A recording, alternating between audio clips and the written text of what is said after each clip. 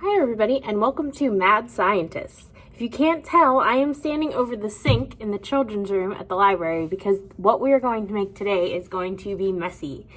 So if any of you are Harry Potter fans and you know that Harry Potter takes potions class and he makes all these pretty cool things, he and Hermione and Ron and everybody else that goes to Hogwarts, they make these really cool potions. Well, we can make potions ourselves. They might not be magic, but they still make some pretty magical reactions. So the potion that we're going to make today is called the Exploding Polyjuice Potion. And here's what you need to make it. You need 2 containers. One is going to be for stirring some ingredients. One is going to be the container where the reaction happens. It might work better if you have like a 2-liter pop bottle. I don't have a 2-liter pop bottle, so this is going to work just fine. You also need a funnel, which we have called something special in our instructions to go with Harry Potter. You also need dish soap, food coloring, hydrogen peroxide, yeast, like you would use to bake bread with, something to stir with, a half cup and a tablespoon. I only have a 1/4 cup, but that's okay because I can make a half cup out of it. And goggles. Goggles, because this is an exploding potion, goggles are important. So I'm going to put my goggles on right now. I'm going to put them on first. So here's what you do. I'm going to do this over the sink. You might not be able to see my face the whole time because I have to stand up straight to be able to pour some of this. But you're going to have your container that everything is going to go in. And you're going to have your funnel. My funnel fits in like this. If you have a pop bottle, you know, only this part's gonna fit in, but that's okay. So I have put the funnel inside the container. My goggles are fogging up. I put the funnel inside the container, and the first thing that I'm going to put in is a half cup of hydrogen peroxide. So to make a half cup out of what I have, I'm going to use 2 1/4 cups.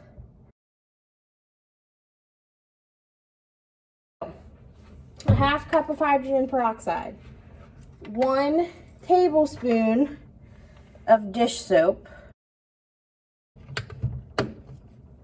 and 4 drops of food coloring. And then I'm going to put everything that I put in here just aside for 1 second, because in my other container I want to put 1 tablespoon of yeast,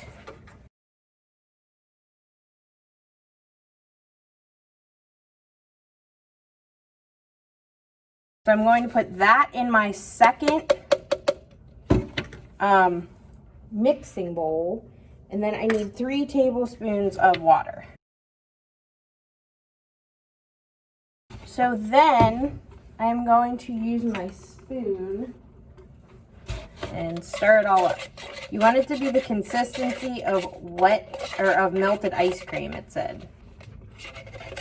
It says you want to mix this until it's the consistency of melted ice cream. So that's kind of what we've got here. It does a little bit look like melted chocolate ice cream because the yeast is brown. So what you do after that, I'm going to pour this into this mixture and take the funnel out.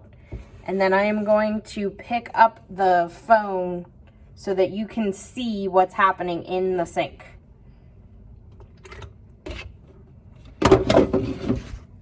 It is rising.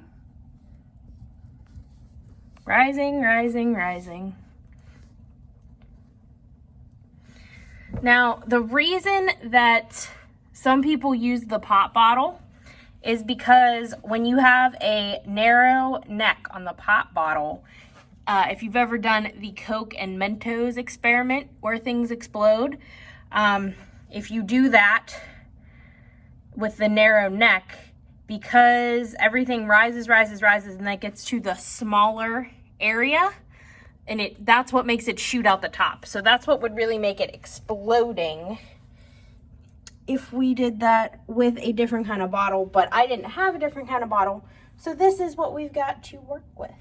As you can see, it has risen. If you saw at the beginning, all the stuff was only down here, And when I put in the yeast and the water that was in here, it shot this up to the top.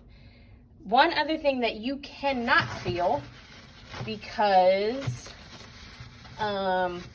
you're not here, is that it's kind of warm. It's kind of hot because of the reaction that happened. You also saw that I touched the top because I used hydrogen peroxide like that you would use to clean a cut or something like that at home. It's safe to touch. I wouldn't like stick your whole hand in it or like put it in the swimming pool and go swimming with it, but you can touch the top of it and you'll be okay. If you use any stronger hydrogen peroxide, you probably should not touch it because it could give you a little burn on your skin, which you would not want to happen. But this is our exploding Polyjuice potion. If you had used a different color, food coloring, the foam would have come out to be red, green, or blue. I did yellow because it stains less, plus it looks kind of cool. So, we hope that you enjoyed this. I'm going to take these off because they've been fogging up and the explosion is successfully done. Hopefully that you will make this at home. Get your own foam going. It's even still rising if you can see a little bit. It's kind of starting to crust over the top of the container. So hopefully you try this at home. Try your own Harry Potter potion. We hope you learned something today. I know in the instructions there is a more scientific explanation of why this happens. If you're in it for the science, I would go take a look at that. If you are not in it for the science and you're just in it for the fun, then you don't have to go read that if you don't want to. We hope you are enjoying summer vacation. We hope you are enjoying summer reading if you are participating, and we can't wait to see you back at the library soon. Have a good day.